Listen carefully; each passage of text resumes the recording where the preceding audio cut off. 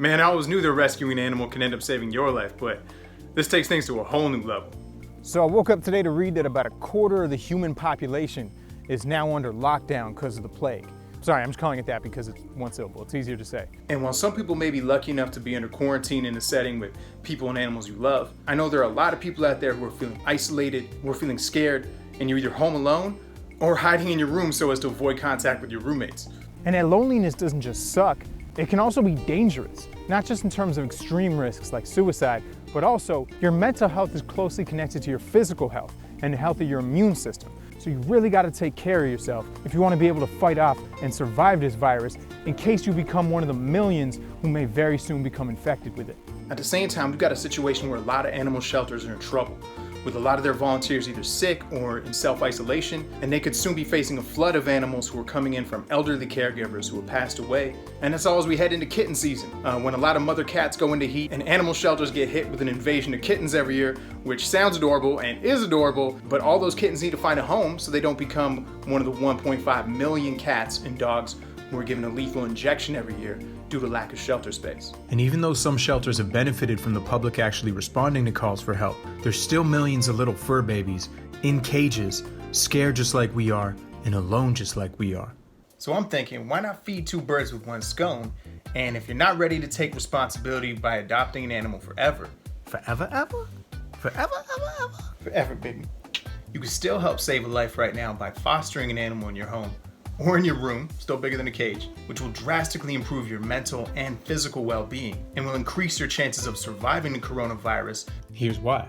With no known cure, treatment, or vaccine against COVID-19, your first and only line of defense, as far as not dying, is your immune system. Now, your immune system isn't based in any one organ or region of your body. It really just requires your entire body to be in a healthy state in order to function properly. And some of the fundamentals of having a healthy body, according to Harvard Medical School, are eating lots of fruits and vegetables, getting enough sleep, not smoking, getting a good amount of exercise, and minimizing stress. And that's where the fur babies come in. How are you gonna be stressed when you look at a face like that? Can't be. They just melt your heart every time you look at them. And when you cuddle them or spoon a day away under lockdown, A, you're gonna have some of the most precious and memorable moments of your entire life.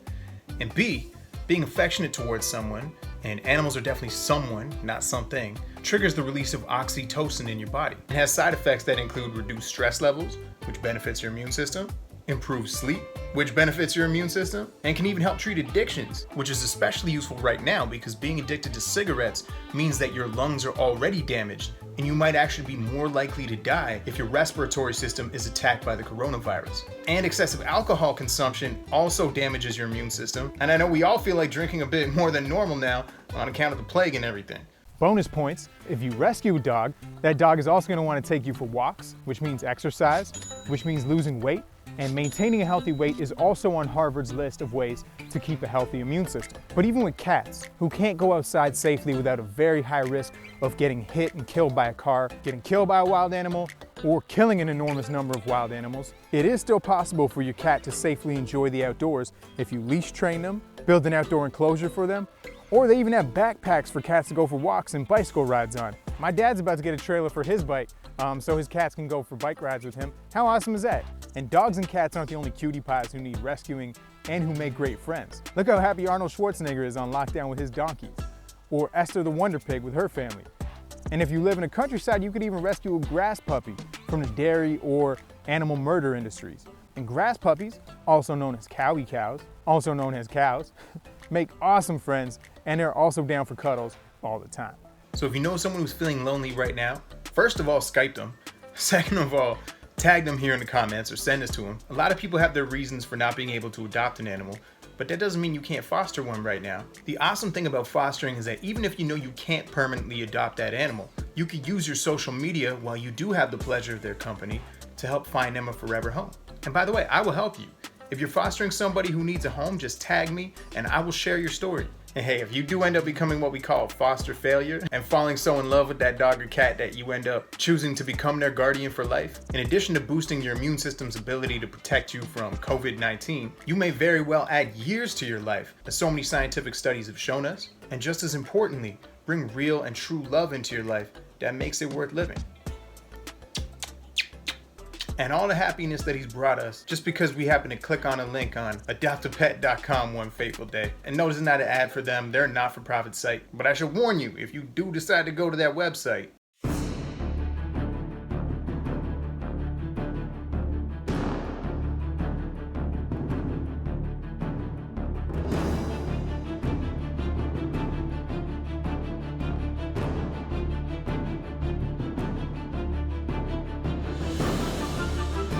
and to all the animal lovers watching this, please note that we could have prevented not only this whole COVID-19 pandemic, but all of these diseases if we weren't exploiting, hunting, and eating animals.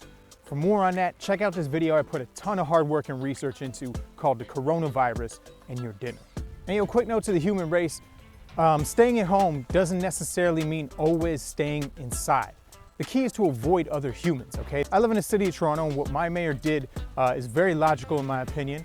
He shut down everything that isn't food or medicine, so all non-essential businesses, and even shut down jungle gyms and all park facilities, so anything that people could touch and spread the infection that way. But as far as the parks themselves, they're still open so that people can get outside, we can walk our dogs, we can get some fresh air, get some vitamin D from the sun, and that in and of itself is really crucial for all of our health. And like I said, mental health and physical health completely connected. So get out. If you can get outside and go to a place far away from people, look, these birds, they're cool, if you can see them. But anyway, and lockdown doesn't mean we all need to become Dracula, all right? Enjoy your life. If you like this video and you want YouTube to show it to more people, be sure to give it a thumbs up. And if you haven't already, make sure to subscribe and hit that little bell button so you get a notification when the next video drops. Thanks for watching, my friends. Stay safe out there.